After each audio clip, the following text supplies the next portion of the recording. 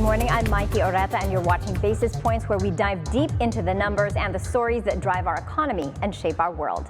We begin in the United States, where the Federal Reserve is widely expected to cut interest rates this September. The newly released minutes from the central bank's meeting last month reveal that the vast majority believe that if economic data continues to meet expectations, they'll likely move to ease monetary policy.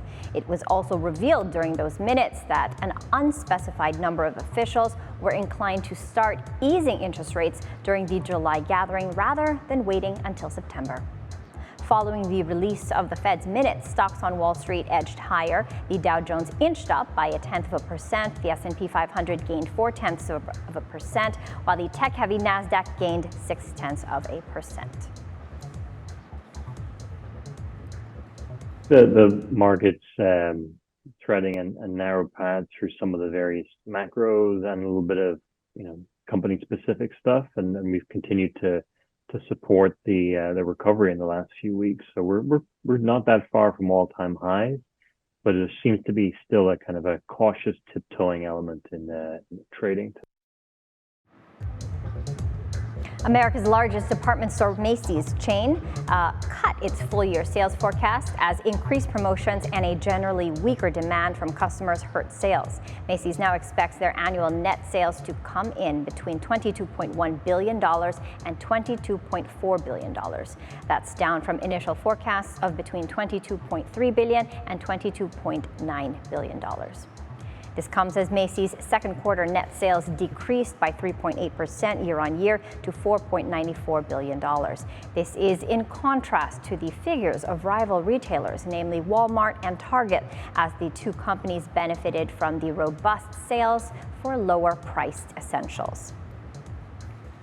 In other news, trade tensions between China and the European Union intensify. That's as Beijing opens an anti-subsidy probe into dairy products imported from the EU. China's Commerce Ministry says that the investigation comes following complaints filed by local dairy processing companies. The probe, however, which will focus on various types of cheeses, milks, and creams, was launched just a day after the European Commission slashed its proposed punitive duties on electric vehicles made in China by more than half, from 20.8% to 9%. This as Beijing called on Brussels to abandon that proposal. Here at home, Philippine conglomerate Aboitiz Equity Ventures is merging its food business and its agri-business units, Pilmico and Gold Coin Management Holdings, into a single Aboitiz Foods entity. Company officials say that with this move, they enhance their presence and optimize their processes to improve efficiencies across the value chain. Pilmico is a major player in flour and feed production and in meat processing, while Gold Coin is a regional player in animal nutrition and feed manufacturing. Pilmico and Gold Coin operate 29 facilities across Southeast Asia and China. The Finance Department says that streaming giant Netflix is strongly backing a proposal for value-added tax on foreign digital service providers. Netflix was said to have issued their support during a meeting between its senior officials and Finance Secretary Ralph Recto last Wednesday. Recto, who described the meeting as productive, assured Netflix that the government would support their industry. Recto says that the proposed 12% VAT is projected to generate over 20 billion pesos in revenue. Back in June, the lawmakers' bicameral conference committee approved the final version of the bill, which aims to level the playing field between local and international digital service providers. Some good news for travelers, specifically those flying by air. With the Civil Aeronautics Board easing fuel surcharges, we can now expect lower airline ticket prices for the Burr months. Beginning September 1st, the agency will implement Level 5 surcharges, down from the current Level 6. This means that surcharges for domestic flights will range from 151 pesos to 542 pesos, depending on the distance. Meanwhile, the amount for international flights will fall between 498 pesos and 775 pesos. The Civil Aeronautics Board says that the move comes on the back of lower jet fuel prices. Elsewhere in the region, Japan sees a second straight monthly record for foreign tourists. Japan's National Tourism Organization says that the number of foreign visitors hit 3.29 million in June. That's an all-time high for any month. Japan is also on track to smash through the annual record of 31.9 million tourists recorded in 2019. That's after more than 21 million visitors arrived in the country in the first 7 months of this year. This comes as the yen weakened, making the Asian nation a bargain travel destination. We're taking a quick break. Please stay with us as we dive into the numbers and the narratives that matter most to your bottom line.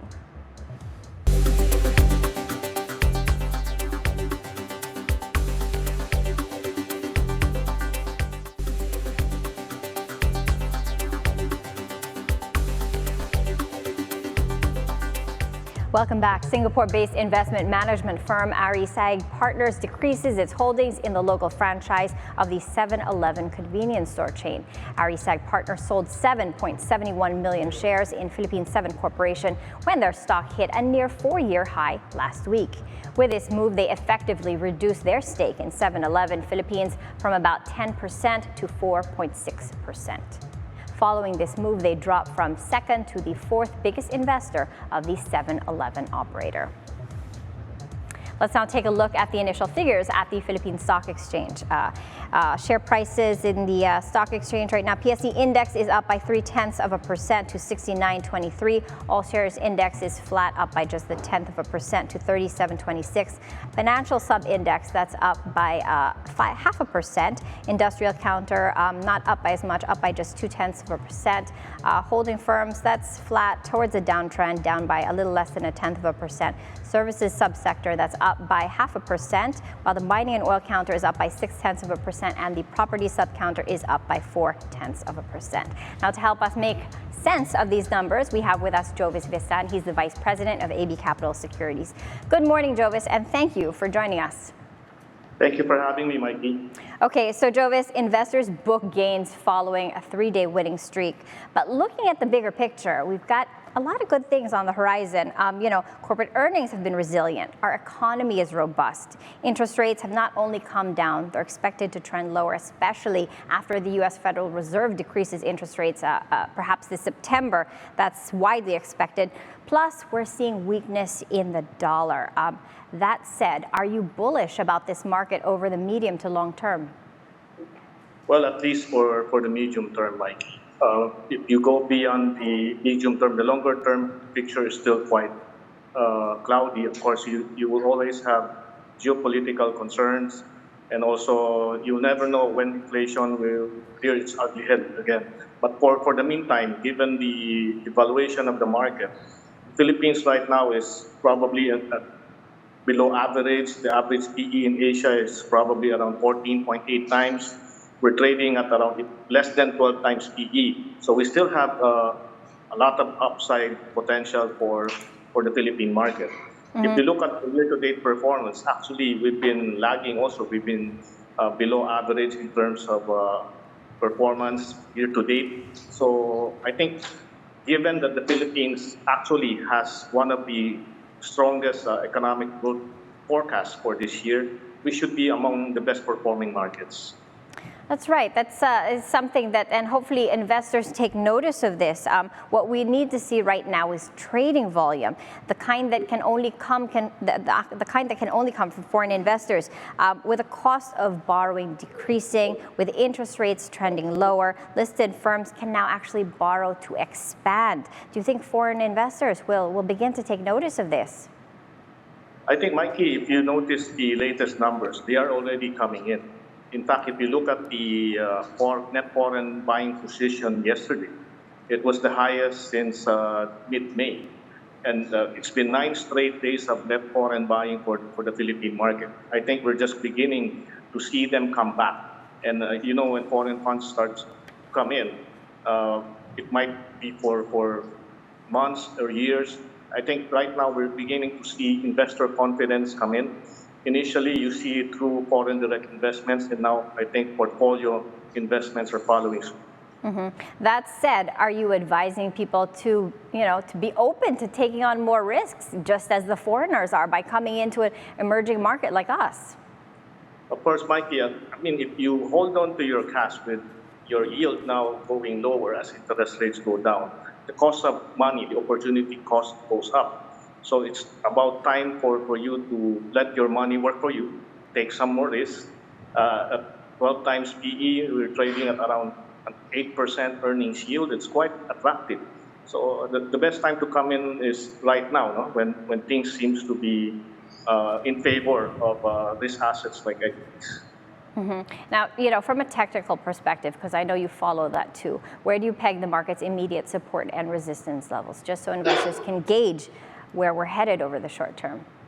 Well, right now, I heard you mention that the market is up. We are quite surprised considering that we were expecting the market to pull back. If the market will pull back, Mikey, it will just be a technical correction with a profit taking. There will be support at around the 6,800 level, which used to be the resistance level. So that could be the springboard for the market to eventually break 7,000 down the line and hopefully hit around 7,300 by year end. Yeah, those levels would be really nice.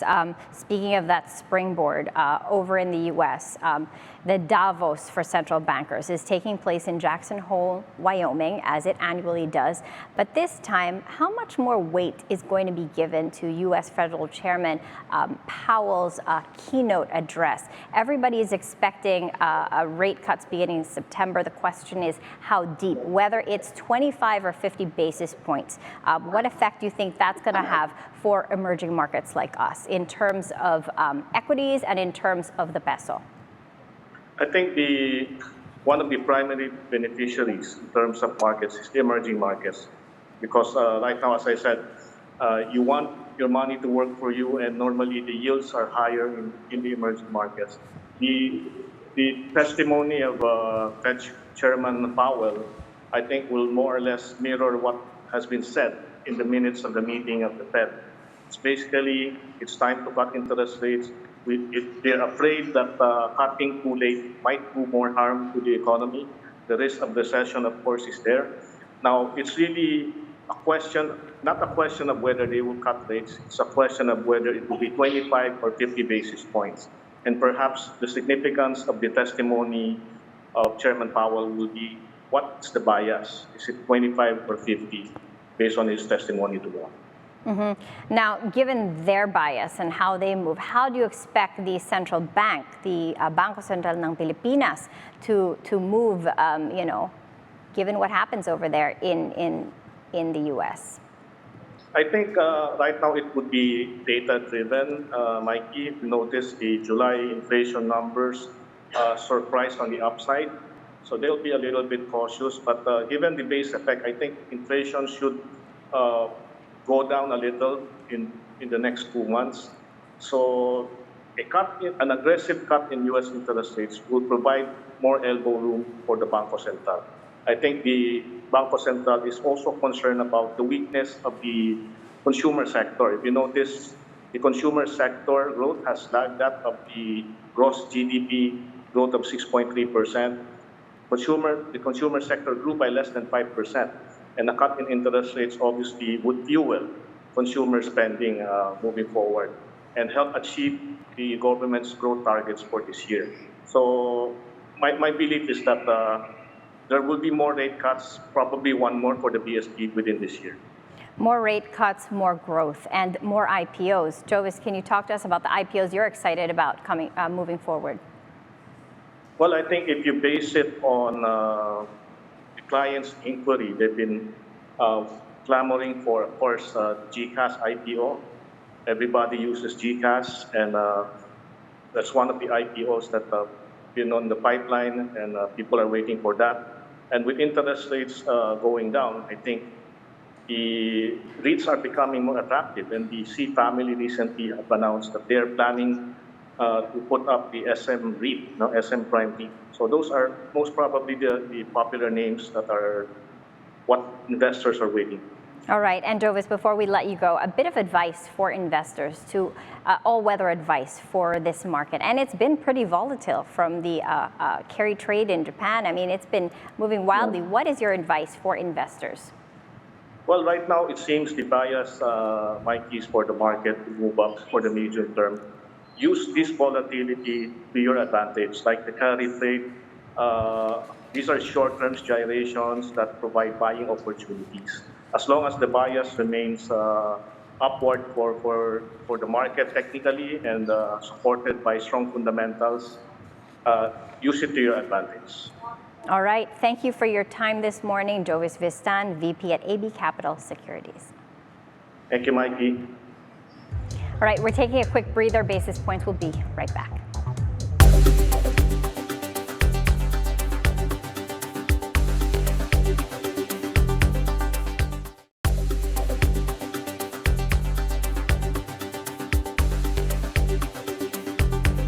Welcome back. The boardroom carousel continues at investment holding firm Premier Horizon Alliance Corporation as the wife of former Finance Secretary Lito Camacho joins the board as an independent director. Kim Camacho replaces Arvin Edward Cruz, who resigned recently last August 20th.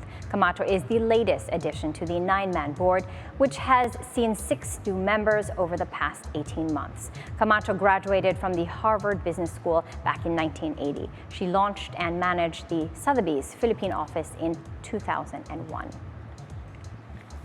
Before we go, let's check on the business headlines in the major business news websites. On Inquirer, a survey by global insights firm TransUnion shows that 44% out of 944 Filipinos surveyed fear that they will not be able to pay their loans and bills in full despite higher incomes. The latest figure is higher than the 41% who gave the same response a year ago. On Business World, the Budget Department reports that infrastructure expenditures rose by 0.2% to roughly 140 billion pesos. That's due to higher spending for completed public works projects. On CNBC, shares of discount retailer Target surged 11% after beating earnings and revenue expectations. Sales grew as shoppers frequented both their physical stores and their website to buy discretionary items. And that's it for Basis Points. I'm Maiki Oreta. Please stay tuned tomorrow for more news on the financial markets and more. Keep it here on BNC, the Bilyonaryo news channel, always on top.